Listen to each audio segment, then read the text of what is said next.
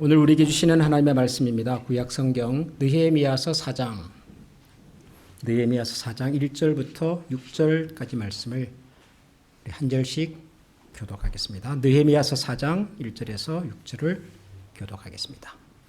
산발랏이 우리가 성을 건축한다 함을 듣고 크게 분노하여 유다 사람들을 비웃으며 자기 형제들과 사마리아 군대 앞에서 일러 말하되 이 미약한 유다 사람들이 하는 일이 무엇인가? 스스로 견고하게 하려는가? 제사를 드리려는가? 하루의 일을 마치려는가? 불탄 돌을 흙 무더기에서 다시 일으키려는가 하고 암몬 사람 도비아는 곁에 있다가 이르되 그들이 건축하는 돌 성벽은 여우가 올라가도 곧 무너지리라 하더라. 우리 하나님이여 들으시옵소서. 우리가 업신여김을 당하나이다. 원하건대 그들이 요구하는 것을 자기들의 머리에 돌리사 노략거리가 되어 이방에 사로잡히게 하시고 주 앞에서 그들의 악을 덮어두지 마시며 그들의 죄를 도말하지 마옵소서. 그들이 건축하는 자 앞에서 주를 노하시게 하였음이니이다 하고 이에 우리가 성을 건축하여 전부가 연결되고 높이가 절반에 이르렀으니 이는 백성이 마음들여 일을 하였음이니라. 아멘. 요즘 우리가 느헤미야서라고 하는 성경을 매주 함께 살펴보고 있는데요. 다른 목사님들도 이 느헤미야서라고 하는 성경을 꽤 좋아하십니다. 느헤미야서 성경으로 설교하는 것을 좋아하시는 목사님들이 많습니다.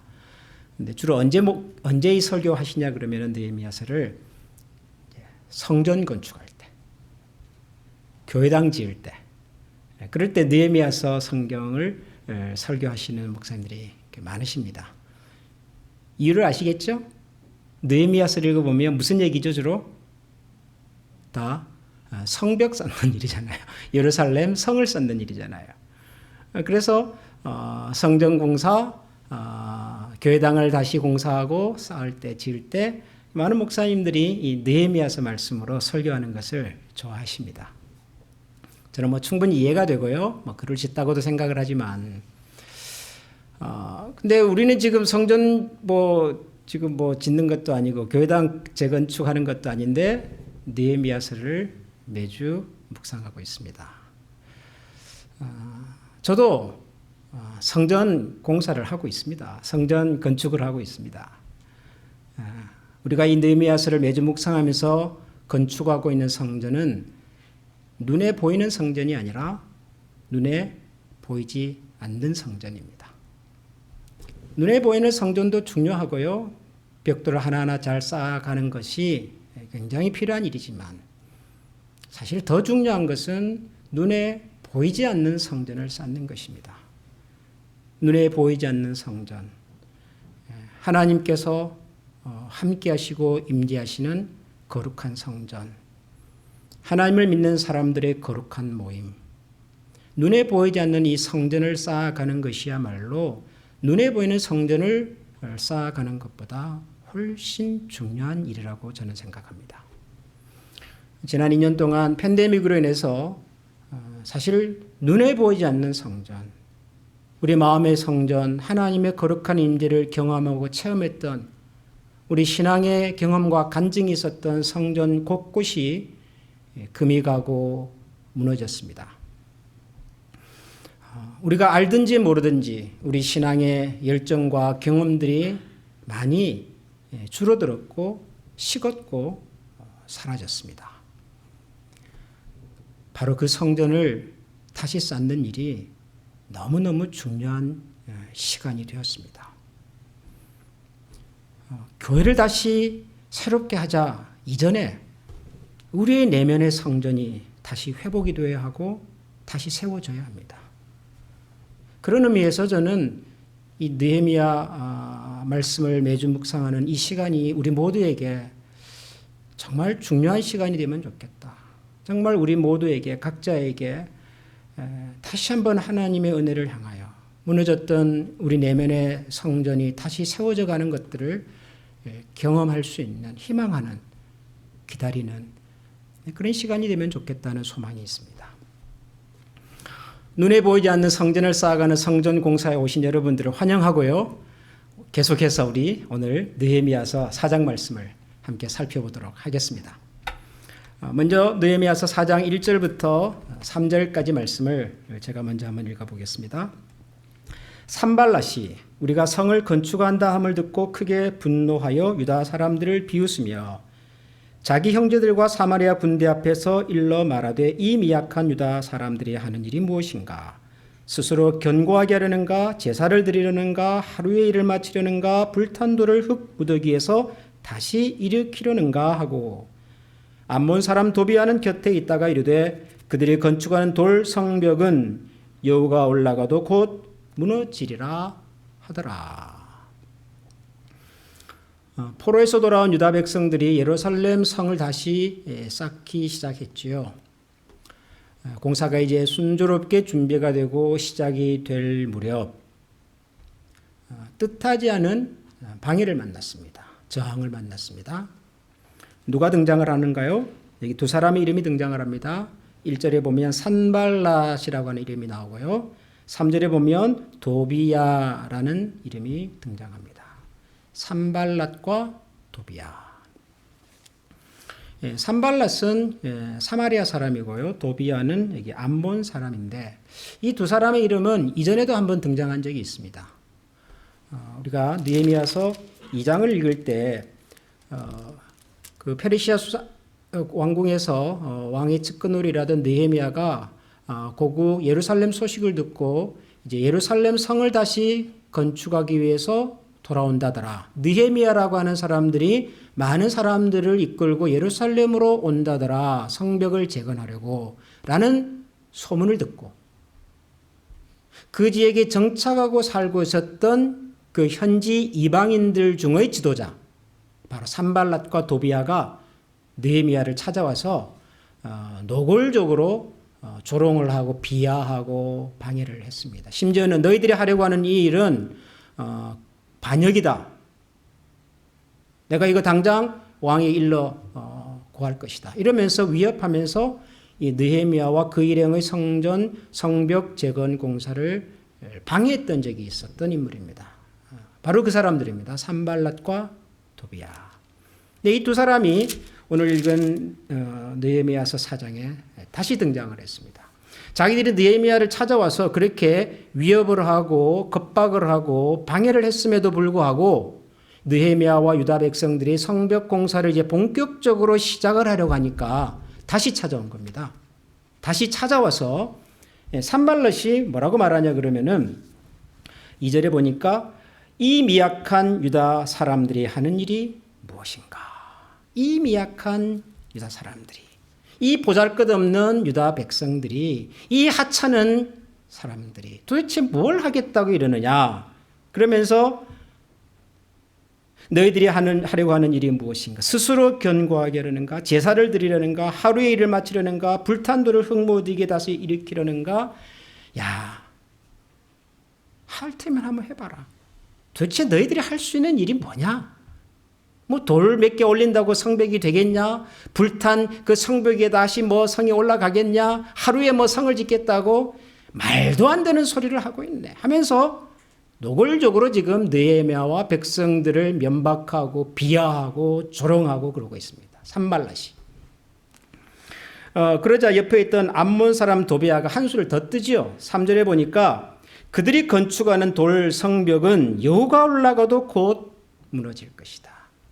야, 너희들이 뭐 여기다가 성을 쌓는다고 한번 해봐라. 아마 너희들이 쌓아놓은 그 성에는 여호가 올라가도 금방 넘어질 정도로 보잘것없는 뭐 성 같지 않은 해도 아무런 소용이 없는 그런 일이 되고 말 거다. 이 도비야가 느헤미야와 백성들 앞에서 아주 이 백성들의 노력을 준비를 폄하하고 있죠. 비웃고 있습니다. 조롱하고 있습니다. 여러분, 산발랏과 도비야의 이런 조롱과 비난이 성전 성벽을 재건하는 일에 방해가 됐을까요? 여러분 같으면은 이게 방해가 될 것 같습니까? 지금 막 성벽 공사를 시작하려고 준비하고 있는데 갑자기 사람들이 나타나서 야 웃기지 마라. 너희가 무슨 힘으로 성을 쌓는단 말이냐. 한번 쌓아봐라. 쌓아봤자 여우가 올라가도 다람쥐가 올라가도 무너질 만큼 허술한 성이 될 거다. 여러분 이런 얘기가 방해가 될까요? 방해가 됐을 것 같습니까? 방해가 됐습니다. 방해가 된 정도가 아니라 느헤미야와 유다 백성들로 하여금 심각한 위기의식을 겪게 했습니다. 말 한마디가 물론 그런 심각한 공격이 됐을까? 우리가 이런 생각을 할 수도 있지만 여러분 이 사람이라고 하는 존재가 참 묘해가지고요. 말 한마디에 기분이 상합니다. 누군가 툭 던져놓은 그 말이 들을 때는 별것이 아닌데요. 집에 돌아가서 생각을 해보면 두고두고 생각이 나고 우리의 마음을 막 흔들어 놓고 다 지나간 것 같은 옛 이야기에 다시 한번 바닥에서부터 막 소용돌이를 치게 하는 이야기들이 꽤 많습니다.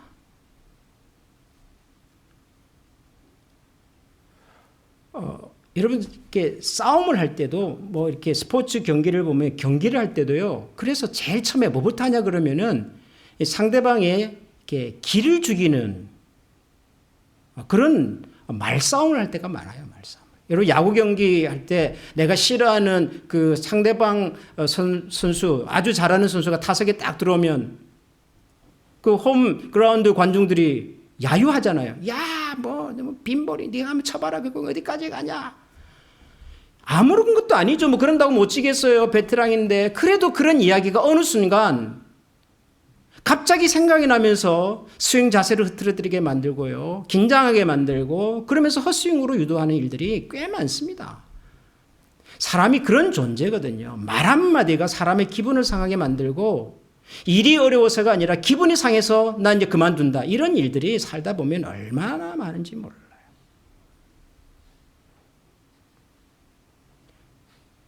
사람의 마음을, 사람의 생각을, 감정을 심리적으로 흔들어 놓는 공격, 굉장히 강력한 공격입니다. 여러분 이걸 누가 제일 잘하는 줄 아십니까? 이게 제일 잘하는, 그럼 뭐라고 얘기를 해야 될지 있어요. 심리적 공격의 대가가 있습니다. 사탄이죠, 사탄. 여러분 창세기에 보면 하와가 선악과를 따먹지 않습니까? 그럴 때 뱀이 하와를 찾아와서 이렇게 도발을 하죠, 도발. 어떻게 도발을 하지요? 야, 하와야. 하나님께서 정말로 이 동산에 있는 모든 나무의 열매를 먹지 말라고 하더냐.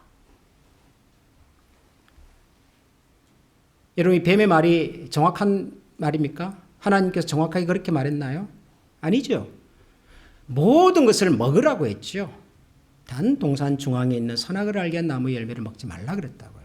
하나님의 워딩은 그겁니다. 다 먹어라. 단 하나만 빼고. 그런데 뱀은 뭐라고 말하죠? 정말로 하나님께서 동산에 있는 모든 나무 열매를 먹지 말라고 하더냐? 이렇게 얘기를 해버려요. 그러면 하와의 마음속에서 무슨 생각이 들까요? 정말 그랬나? 하나님께서 정말 동산 중앙에 있는 모든 것을 먹지 말라고 하셨나? 금지하셨나? 하나님은 우리의 생각과 행동을 제약하시는 분인가? 뭘 못하게 하시는 분인가? 저걸 먹으면 무슨 큰 일이 나는 건가? 라는 생각이 하와의 마음속에서부터 에스컬레이트 되는 거예요. 그럼 그 다음에 반응이 뭐지요? 아니, 먹어도 되는데 먹으면 죽을까 하노라 이렇게 말을 하는 거예요. 죽을지도 모른다 그렇게 말을 하는 거예요. 여러분 말 한마디잖아요. 말 한마디. 말 한마디가 사람의 생각을 흔들어 놓으면 그 다음에 우리의 생각과 우리의 마음에서 나오는 표현은요 정반대의 결과들이 될 때가 굉장히 많습니다. 이스라엘 역사에서 가장 위대한 왕은 누가 뭐라고 해도 다윗이죠. 다윗. 여러분, 다윗을 무너뜨린 무기가 뭐죠? 골리앗의 창입니까? 무슨 아말렉 군대들의 무슨 강력한 무력입니까? 아니에요. 대낮에 저 멀리서 목욕하는 여인의 장면을 한번 보여줘 버리면요, 그것으로 게임은 끝나는 거예요. 다윗의 자신감, 왕으로서 했던 자기가 모든 것을 이뤘다고 하는 그런 자신감이 충만할 때 여인의 목욕하는 모습 하나 보여줘 버리면은 그냥 무너지는 거예요.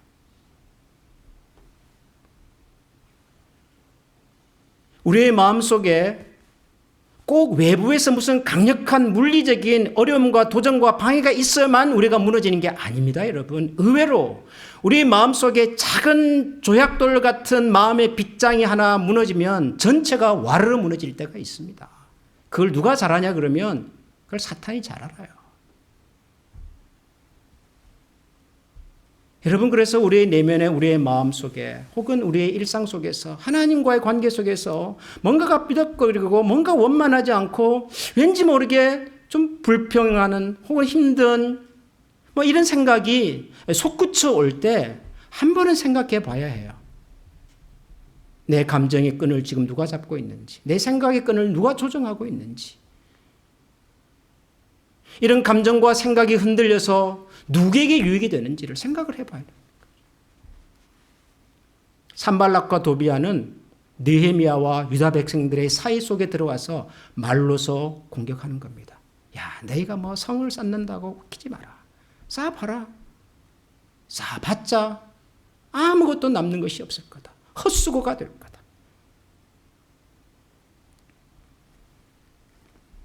느헤미야와 유다 백성들이 산발락과 도비아의 도발을 가볍게 보지 않았습니다. 가볍게 보지 않았다는 증거가 뭐냐면 4절입니다. 4절을 보시면 느헤미야의 기도입니다. 우리 하나님이여 들으시옵소서. 우리가 업신여김을 당하나이다. 원하건대 그들이 욕하는 것을 자기들의 머리에 돌리사 노략거리가 되어 이방에 사로잡히게 하시고 주 앞에서 그들의 악을 덮어두지 마시며 그들의 죄를 도말하지 마옵소서. 그들이 건축하는 자 앞에서 주를 노하시게 하였음이니이다. 산발락과 도비아가 나타나서 느헤미야와 백성들에게 말로서 이렇게 도발하고 이간질을 하고 위기 상황을 조성할 때 느헤미야는 하나님 앞으로 나옵니다. 우리 하나님이여 들으시옵소서. 우리가 업신여김을 당하고 있습니다. 여러분, 느헤미야가 왜 기도를 했을까요? 여러분 같으면 왜 기도의 자리로 가실 것 같습니까? 느헤미야는 산발락과 도비아의 이 도발과 도전이 하나님 앞에 기도해야 할 만큼 심각하고 위중하다는 생각을 한 겁니다. 그냥 저 친구들이 등장해가지고 그냥 지나가는 말로 한두 마디 그냥 우리의 마음과 생각을 건드려 놓았다가 아니라 어쩌면은 저 말 때문에 예루살렘 성을 다시 쌓아야 하는 이 위대하고 거룩한 일이 무산이 될 수도 있겠구나. 70년 만에 돌아와서 다시 쌓아야 하는 예루살렘 성벽이 시작도 해보기 전에 물거품이 될 수도 있겠구나. 느헤미야는 산발락과 도비아의 도발과 도전 앞에서 위기감을 느낀 거예요. 내 힘으로 감당할 수 있는 상황이 아니라고 생각을 한 겁니다. 여러분, 사람이 자기 힘으로 감당할 수 있을 때는요, 어지간하면 기도 안 합니다. 여러분 한번 곰곰이 여러분 스스로 한번 돌아보십시오. 우리가 살면서 어떤 어려움을 만났을 때요, 소위 위기가 찾아왔을 때 내가 이 문제와 위기를 극복할 수 있는 실력이 있다, 능력이 있다, 자신이 있다라고 생각하면 사실 기도 잘 안 해요. 기도 안 해도 내가 할 수 있는데요. 내게 그럴 능력이 있는데요. 그런데 내 힘으로 감당이 안 된다, 내 능력을 벗어난 문제다, 나는 할 수가 없다라고 생각이 되면 어지간하면 기도합니다. 어지간하면. 안 그렇습니까, 여러분? 감기 때문에 기도하는 분은 없어도요, 엑스레이 진단 결과 가슴에 무슨 혹이 있다더라, 그런 얘기 들으면 어지간하면 기도합니다. 왜요? 내 힘으로 못하는 문제니까요. 그거는 느헤미야가 왜 하나님 앞에 나왔을까요? 이 상황은 내 힘으로 감당할 수 있는 상황이 아니라고 생각한 겁니다. 백성들이 있고 페르시아 왕이 도움을 주고 생각만 하면 성을 언제라도 시작할 수 있겠다고 생각하면은 기도를 덜 했겠으나 느헤미야는 그렇게 생각하지 않았습니다. 우리 하나님이여 들으시옵소서. 우리가 없인 여김을 당하고 있습니다.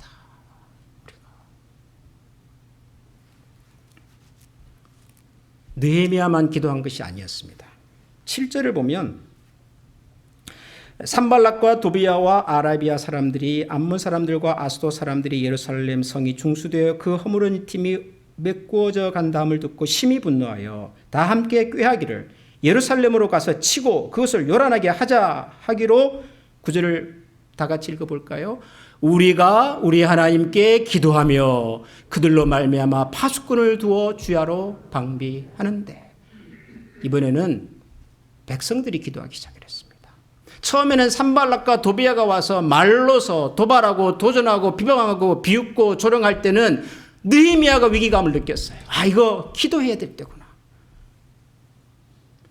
그런데 조금 있으니까 이 친구들이 더 많은 사람들을 데려와가지고는 이제는 말로서 방해하는 것이 아니라 실제로 무력 행사를 하는 거예요. 사람들을 동원해가지고 성을 부수려고 그러고 사람들을 쫓아내려고 그러고, 이런 상황이 되니까 이번에는 백성들이 기도하기 시작합니다. 우리가 우리 하나님께 기도하며 그들로 말미암아 파수꾼을 두어 주하로 방비하는데, 기도해야 된다고 생각한 겁니다. 지금은 기도할 때구나라고 생각한 겁니다.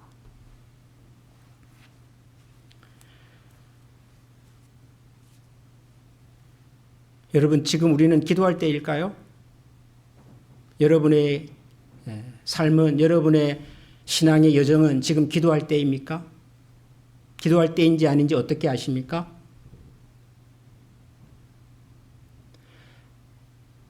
사실 생각해 보면 위기라고 하는 것은, 위험이라고 하는 것은 언제나 우리 주변에 있습니다.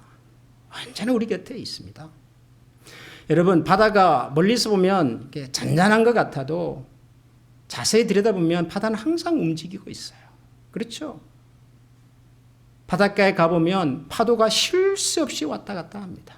멀리서 보면 고요한 바다 같지만 가까이서 가보면요, 쉴 새 없이 파도가 왔다 갔다 합니다.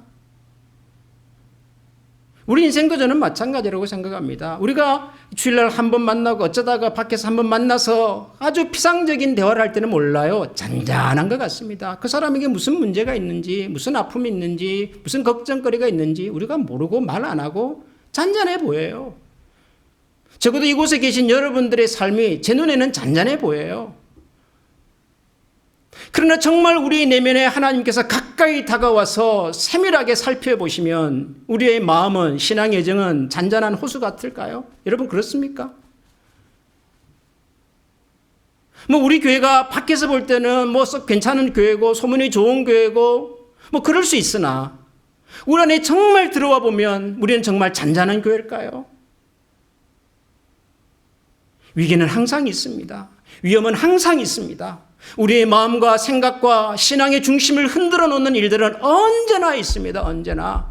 문제는 언제나 있는 그 위기와 위험을 내가 하나님 앞에서 기도해야 될 상황으로 인식하느냐 하지 않느냐의 문제라고요.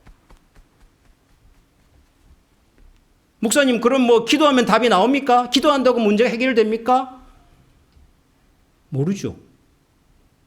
모르겠어요. 기도한다고 내 문제가 해결이 될지, 우리의 문제가 해결이 될지.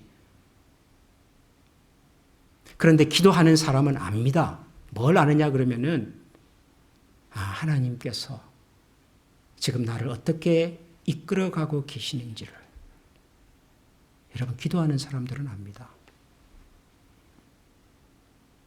기도하지 않으면 내 주변에서 일어나는 일들이 우연으로 보여요. 어쩌다가 시간이 지났으니까 저절로.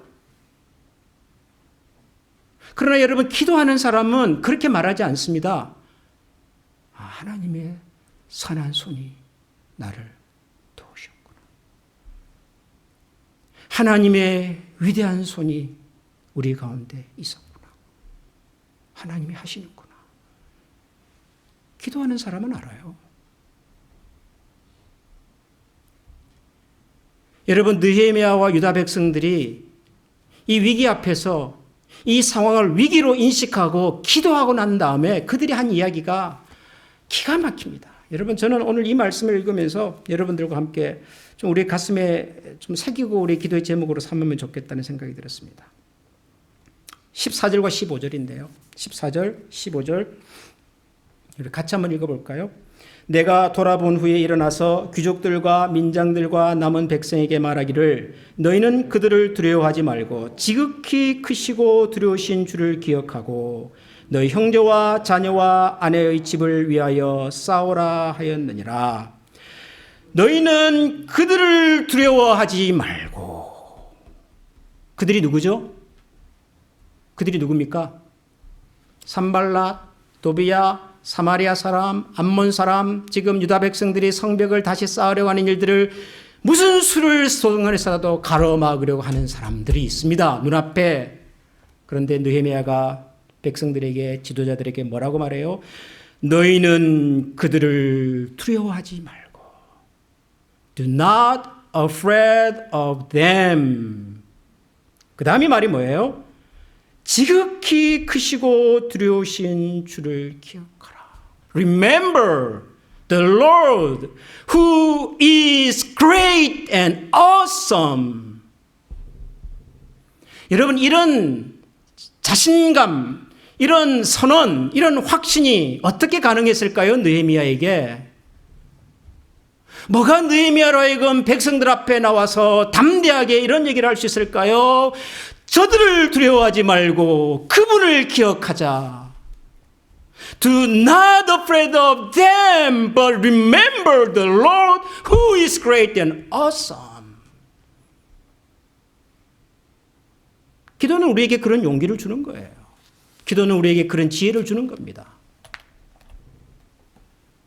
여러분, 기도라고 하는 것은 뭐 대단한 게 아닙니다. 기도가 뭐 열심히 뭐 방언으로 몇 시간을 해야 하나님, 그런 게 아니에요. 기도란, 아주 단순하게 말하면 기도란 우리가 가진 문제를 하나님께 올려드리는 거예요.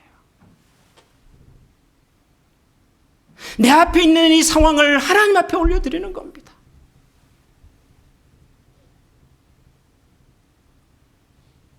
내가 기도하지 않고 붙잡고 있으면 그것이 내 일이고 내 문제가 되지만, 여러분, 우리가 이 문제를 위해서 기도하면 그때부터는 이 일이 하나님의 일이 됩니다. 하나님의 일이 되면 하나님께서 알아서 하시겠지요.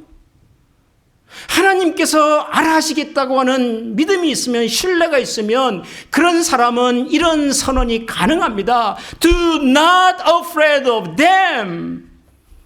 그게 사람이든 상황이든 문제든 내면이든 내 가족이든 무엇이 됐든 간에 하나님의 일인데요. 하나님이 하실 건데.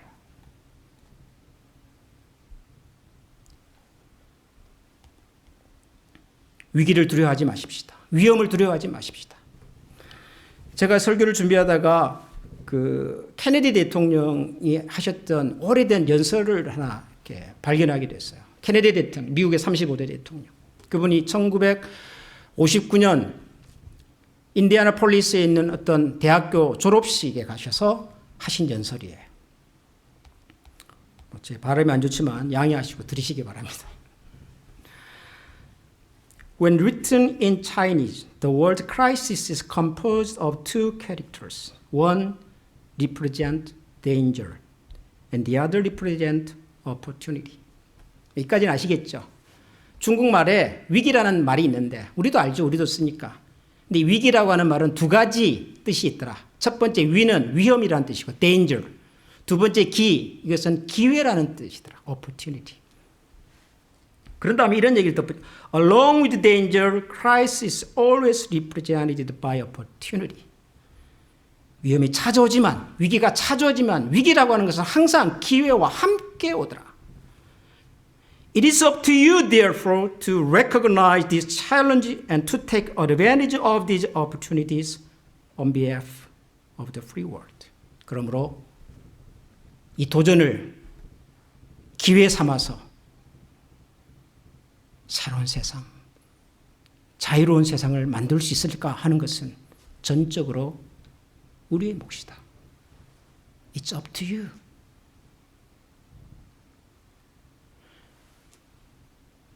케네디 대통령이 이 연설을 할 그 당시는요, 여러분, 미국과 지금 러시아죠. 구소련이 군사적으로 아주 팽팽하게 긴장하고 있었을 때였습니다. 러시아를 비롯한 공산주의 국가들이 무력으로 계속해서 자유진영을 막 침략해오고 그에 맞서서 민주진영을 지켜야 하는 미국이 강력한 부담감을 가지고 지금 긴장하고 있을 때입니다. 그래서 그 유명한 그 쿠바 미사일 사건이 벌어지잖아요. 1962년인가요? 1년인가요? 러시아는 쿠바에다가 미사일 기지를 건축해서 미국을 견제할 생각을 가지고 미사일을 실은 배를 보내잖아요. 가만 볼 수 없는 미국이 군대를 보내서 군함을 보내서 미사일을 몰고 오는 그 러시아의 군함을 또 가로막잖아요. 한쪽이라도 먼저 총을 쏘면 그 전쟁이죠. 전 세계가 그런 긴장과 위기감에 사로잡혔을 때 한 얘기라고요. When written in Chinese, 동양에서는 위기라고 하는 말을 위험이라는 말로도 쓰지만 기회라는 말로도 쓴다더라. 이것이 위험이 될지 기회가 될지는 It's up to you. 저는 하나님께서 우리에게도 동일한 상황을 허락하신다고 믿습니다. 우리가 지금 지난주부터 이제 위드 코로나 하겠습니다. 이렇게 여러분들에게 안내를 드렸는데 참 옛날 우리 어른들 말씀이 말이 방정이라고 하자마자 무슨 오미크론이고 또 뭐 이런 게 또 나와가지고 또 우리를 긴장하게 만들어요. 끊임없이 이런 일들이 일어날 겁니다. 끊임없이. 사랑하는 우리 한미가족 여러분, 우리는 지금 위기 속에 있을까요?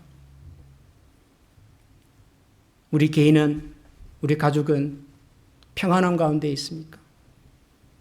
아니면 기도해야 할 위기 상황일까요? 하나님께서 우리에게 기도의 자리로 부르실 때 함께 기도할 수 있기를 원합니다. 우리 내면에 무너졌던 신앙의 성벽이 다시 세워져 갈 수 있도록, 견고하게 세워져 갈 수 있도록, 다시는 무슨 팬데믹이나 코비드나 이런 것 때문에, 이런 질병 때문에 하나님 앞에서 우리 신앙의 열장에 틈이 생기고 흘러서 사라져버리는 그런 일이 우리 가운데 다시 생기지 않도록 하나님 앞에서 우리의 무너진 믿음의 성벽이 세워지도록 같이 기도하십시다. 그리고 두려워하지 말고 우리를 도우시는 하나님, 위대하신 하나님, 멋진 일들을 이루어 가실 하나님을 기대하면서 하나님의 선하신 도우심의 손길들을 같이 바라볼 수 있는 그런 우리 모두가 될 수 있기를 소원합니다. 우리 시간에 같이 한번 기도합시다. 여러분, 보이지 않는 성전을 다시 세워 가십시다. 보이지 않는 우리 신앙의 성벽을 다시 세워 가십시다. 기도의 성벽을 다시 세우고 말씀의 성벽을 다시 세우고 사랑과 헌신의 성벽을 다시 세워 가십시다. 방해가 있을 것입니다. 도전이 있을 것입니다. 해봤자 소용이 없다고 비아냥거리는 소리가 들릴 것입니다. 누군가를 원망하고 싶고 해도 할 수 없겠다는 무력감이 찾아오기도 할 것입니다. 사탄이 너무도 우리의 취약점을 잘 알기 때문에 그곳이 바로 우리가 기도해야 될 자리인 것을 그래서 우리는 기억합니다. 우리 시간 하나님, 우리 내면에 무너진 믿음의 성벽을 다시 세워주시고 우리가 힘들어 쌓았던 믿음의 공동체의 성벽을 다시 세워주시고 보이지 않는 성전을 다시 견고하게 세워주시옵소서. 이를 위하여 저희들을 하나님의 도구로 사용하여 주옵소서. 우리는 마음으로 다 같이 기도하십시다. 기도합니다. 하나님, 감사합니다. 하나님의 뜻을 하나님의 선하심을 우리가 같이 바라보고 거룩하신 주님의 이름으로 높여드리는 자리 하나님께서 저희를 세워주시기를 마음에 드시옵소서.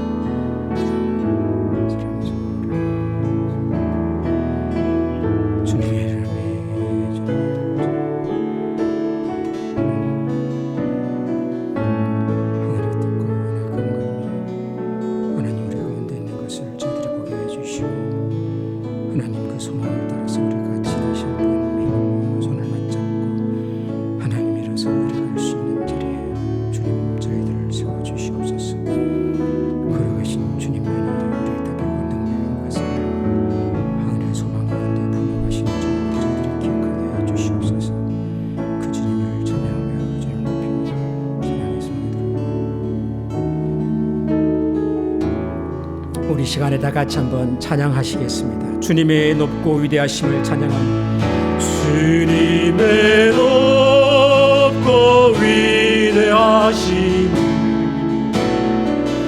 내 영혼을 찬양하네.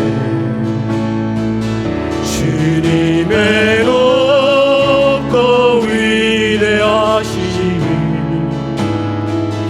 내 영혼이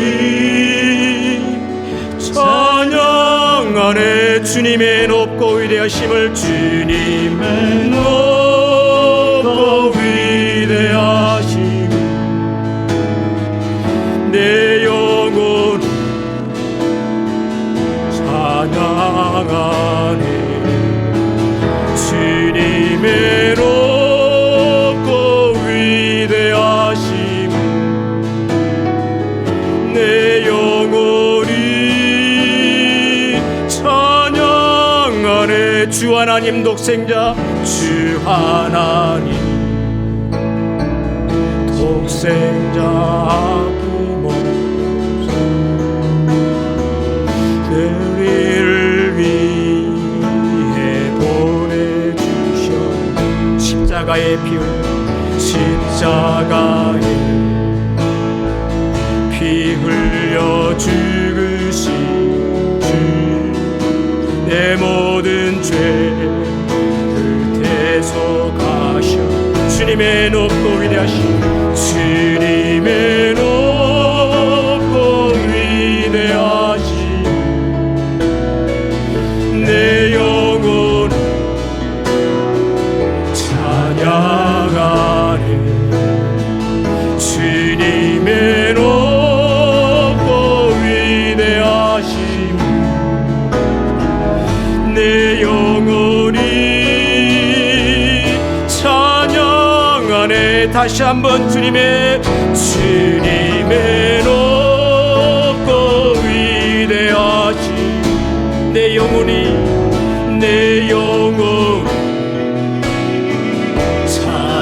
찬양하네. 주여 주님의 높고 위대하심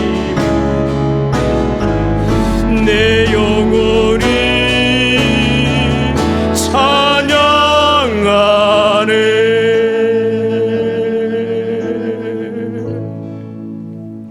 살아계신 하나님, 사탄은 우리를 너무도 잘 알아서 사소한 말로 우리의 감정의 끈을 건드림으로써 우리가 하나님과 이웃과 교회를 향하여 가지고 있는 신뢰의 근본을 흔들어 놓을 때가 많지만 하나님, 그럴 때마다 저희들은 기억하겠습니다. 지금 이것이 바로 하나님 앞에 나아가 기도할 시간인 것을. 바로 이 상황이 우리로 하여금 하나님 앞에 무릎 꿇으라는 하나님의 사인인 것을. 그래서 하나님, 우리 주변에 어떤 위험이 찾아와도, 어떤 도전이 찾아와도, 어떤 도발이 찾아와도, 어떤 상황들이 우리를 애워싸도 두려워하지 아니하고 위대하신 하나님, 전능하신 하나님, 놀라우신 하나님을 기억하고 그 하나님 앞에 나아가겠습니다. 하나님, 저희들을 사용하여 주시고 하나님, 저희들을 도와주시고 하나님의 교회와 하나님의 백성들을 업신여기로 가는 저 어둠의 세력들의 도발과 도전을 주님께서 무력화시켜 주시고 크고 놀라우신 하나님의 선하신 계획이, 하나님의 놀라우신 은혜가 다시 한번 우리의 삶과 우리의 가정과 교회 가운데 충만히 나타나게 하여 주옵소서. 그 일을 위하여 다시 한번 주님 앞에 기도의 무릎으로 나아가기를 원하는 모든 주의 백성들 머리 위에